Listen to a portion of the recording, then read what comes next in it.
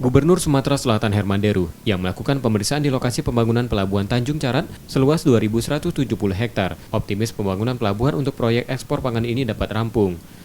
Pelabuhan yang berada di Kabupaten Banyuasin ini tak jauh dengan laut, dengan harapan seluruh hasil bumi di Sumsel baik sumber daya alam, perkebunan seperti jagung, kopi, karet, dan lainnya dapat diekspor melalui pelabuhan ini.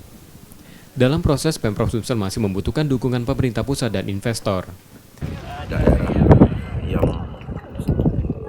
yang menjadi pintu gerbangnya ekspor pangan di salah satu di Indonesia. Kita harus mempercepat ini, tapi tentu pemerintah provinsi sendiri butuh bantuan dari pemerintah pusat dan juga para investor. Seperti yang saya sampaikan tadi bahwa kita harus bisa meyakinkan bahwa tempat ini akan sangat bermanfaat jika dibangun, dan investasi juga akan segera BEP atau break-even point.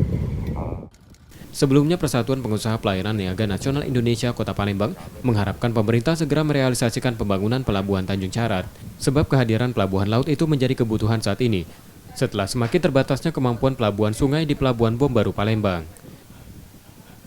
Tim Liputan, Kompas TV, Banyuasin, Sumatera Selatan.